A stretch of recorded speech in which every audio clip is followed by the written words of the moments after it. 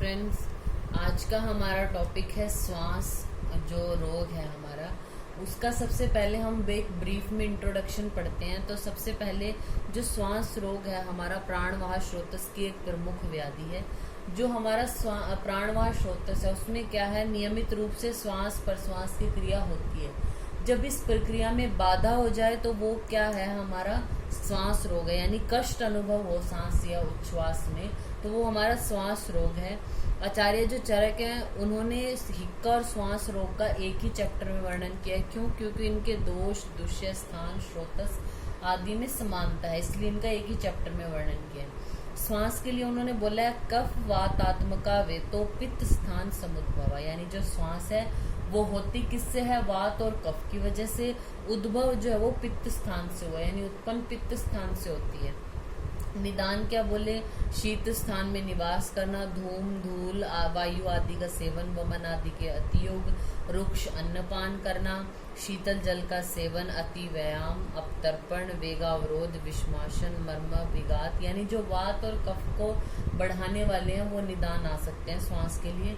फिर संप्राप्ति बताते हुए क्या बोला है कि जब इन सब जो निदानों के सेवन से क्या होगा, जो हमारी कफ है और वात दोनों पर कुपित हो जाएंगे। जो कफ है, कफ के साथ कुपित हुई वायु, प्राण, अन्न और उदक, इन स्रोतों को रोककर कफ के द्वारा स्वयं रुक जाती है और वो शरीर में फैलकर विभिन्न स्रोतों में जाकर श्वास रोग को उत्पन्न करने वाली होती है। इसके जो भेद होते हैं, ये जो श्वास रोग है हमारा, ये 5 प्रकार का होता है। कौन सा? हमारी महाश्वास, ऊर्ध्व श्वास, छिन्न श्वास, तमक श्वास और शुद्र श्वास। ठीक है, इसके पूर्व रूप क्या है श्वास के? हृत पीड़ा, शूल, आद्यमान, अनाह, वक्त्र वैरस्य, शंख, निष्तोद। ये माधव निदान के अकॉर्डिंग है। ठीक है, फिर जो इसके 5 टाइप है महाश्वास है, जो इनके कुछ इंपॉर्टेंट हम लक्षण पढ़ लेते हैं 1-2। बाकी अगर आपको डिटेल में अच्छे से याद करना है इसको तो आप चरक चिकित्सा जो है उसका रेफरेंस ले सकते हैं। महाश्वास में क्या बोला गया है, प्रनष्ट ज्ञान विज्ञान और विभ्रांत लोचन है। जो लोचन है यानी नेत्र है वो विभ्रांत हो जाएंगे, चंचल होंगे। मीन्स प्रनष्ट ज्ञान विज्ञान, ज्ञान विज्ञान नष्ट हो जाएगा। और उन्मत्त सांड की भांति गर्जन युक्त शब्द युक्त श्वास लेता है पेशेंट। शंख प्रदेश में और सिर में तीव्र वेदना होती है। ऊर्ध्व श्वास में इंपॉर्टेंट क्या है, ऊर्ध्व दृष्टि विपश्च। ऊर्ध्व श्वास है तो पेशेंट ऊपर की ओर ही दृष्टि रखता है, ऊपर की ओर ही देखता रहता है। और विभ्रांत अक्ष, हमारा जो महाश्वास था उसमें वर्ड है विभ्रांत लोचन और ऊर्ध्व श्वास में आता है विभ्रांत अक्ष। तम प्रवेश हो जाता है, मर्म स्थान में वेदना होती है। फिर आती है हमारी छिन्न श्वास। नाम से पता चल रहा है छिन्न का मतलब कोई चीज टूटी हुई है, यानी सांस जो है वो पेशेंट को रुक रुक कर आता है। यानी थोड़ी देर सांस आया, श्वास लिया उसने, फिर रुक गया बीच में, यानी टूट टूट कर सांस आ रहा है इस तरीके से। और विप्लुताक्ष मिलता है इसमें। और इसमें जो इम्पोर्टेंट लक्षण है छिन्न में वो है रक्तेक लोचन, यानी जो एक आंख है वो रेड कलर की दिखाई देती है। बाकी बस्ती प्रदेश में दाह, मूत्र अवरोध, अश्रु पूर्णता ये दिखाई देता है। फिर आती है तमक श्वास।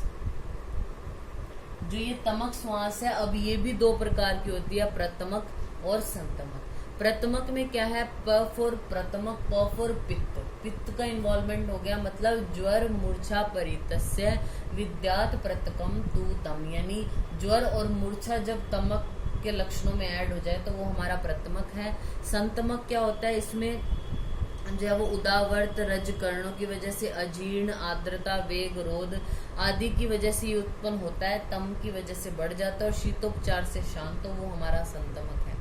ठीक है, तमक श्वास के विशिष्ट लक्षण क्या है हमारे, आसीनो लभते सौख्यम। यानी जब पेशेंट बैठता है, आसीनो बैठता है तो उसको सुख का अनुभव होता है और बार बार उसका जो कफ होता है वो उसके चेस्ट रीजन में, यानी जो अंदर प्राणवास होता है उसी में लीन होता है। पेशेंट को खांसने में बहुत प्रॉब्लम होती है। जैसे ही वो खांस के या कांस उत्पन्न करके उस जो कफ है उसको त्याग कर देता है तो उसको कुछ मुहूर्त के लिए, 1 मुहूर्त के लिए यानी शांति प्राप्त होती है, मतलब थोड़ा आराम मिलता है जैसे वो कफ को निकाल देता है। ठीक है, उष्णम चैव अभिनंदती। जो गर्म पदार्थ हैं वो इसके लिए अच्छे हैं, तमक के लिए।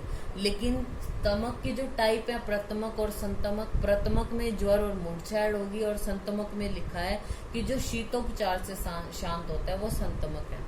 फिर आती है बात शुद्र श्वास की।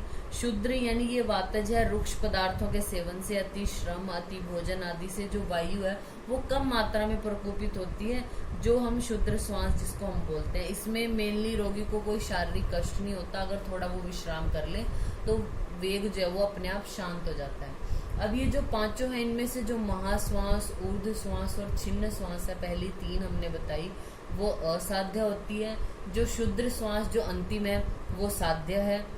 अगर हम तमक श्वास की बात करें, अगर ये नया है, नई है, तो ये साध्य होगी, यानी एक्यूट कंडीशन है, अभी हुआ ही है तमक श्वास। लेकिन अगर ये जीर्ण हो गया, बहुत टाइम हो गया इसको हुए और रोगी बलवान है, तो ये कृच्छ साध्य है।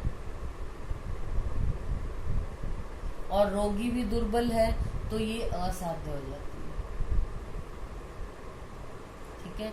फिर उसके बाद आता है इसका चिकित्सा सिद्धांत। तो सबसे पहले निदान परिवर्जन, यानी संक्षेप्ते क्रिया योगो निदान परिवर्जन। ठीक है। फिर उसमें सबसे पहले इसका चिकित्सा सूत्र क्या है, हिक्का श्वास अर्दितम, यानी हिक्का और श्वास दोनों में आप ये चिकित्सा सूत्र लिख सकते हैं। हिक्का श्वास अर्दितम, अर्दितम का मतलब यहाँ पे क्या है, पीड़ित है, यानी जो श्वास और हिक्का से पीड़ित है उसको करना क्या चाहिए, स्निग्धैर आदो स्वेदै उपाचरेत्। आदो मतलब पहले क्या करो, स्नेहन करो, यानी स्निग्ध करो उसको, स्वेदै उपाचरेत् फिर उसका स्वेदन करो। करना कैसे है, आक्तम लवण तेल है, यानी जो तेल है उसमें लवण को मिक्स करके उसका स्नेहन करो। और जो स्वेदन है वो किससे करो, नाड़ी प्रस्तर संकरे, नाड़ी स्वेद से, प्रस्तर और संकर स्वेद के द्वारा। इन सब कंडीशन की, यानी जैसे आपने स्नेहन स्वेदन करा दिया, उसके बाद पेशेंट को कफ को उदीर्ण करने वाला आहार देना चाहिए जिससे कफ बढ़ेगा। फिर इनके बाद यानी स्नेहन स्वेदन के बाद क्या कराना है, वमन कराना है पेशेंट को। वमन के बाद हम क्या कराते हैं, धूमपान कराते हैं। तो इस तरीके से जो कफ है उसको हमने बाहर निकाल दिया। ठीक है। उसके बाद एक ये भी आता है, अगर आप कुछ चिकित्सा सूत्र ही याद कर सको तो बहुत अच्छी बात है, लेकिन इसको भी याद कर सकते हो तो ये भी सही रहेगा। क्या है, कासिने छर्दनम दध्याद स्वर भंगे च बुद्धिमान, यानी जो बुद्धिमान वैद्य है, अगर पेशेंट में खांसी है, स्वर भंग है, तो उसको क्या कराओ आप, छर्दन यानी वमन कराओ। स्वात श्लेष्म हरेर युक्तम तमके तु विरेचनम, यानी जो तमक श्वास है उसमें वात और कफ नाशक द्रव्यों से विरेचन देना होता है। तमके तु विरेचन, ये बहुत इंपॉर्टेंट है। आचार्य चरक ने क्या है, जो श्वास रोग है हमारा उसके लिए 3 प्रकार की चिकित्सा बताई है। कौन सी, ब्रीहण, शमन और कर्षण।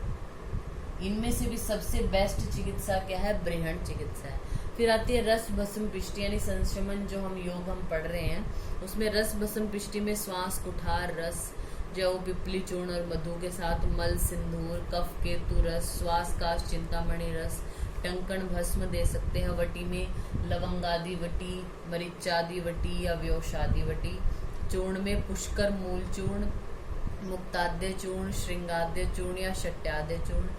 क्वाथ आसव अरिष्ट में भारंगी नागर क्वाथ, कनकासव, शीर्षादि क्वाथ। अवलेह में हरिद्रा खंड, यानी मानते हैं कि जैसे एलर्जिक कंडीशन की वजह से हो रहा है तो हरिद्रा खंड या चित्रक हरित की।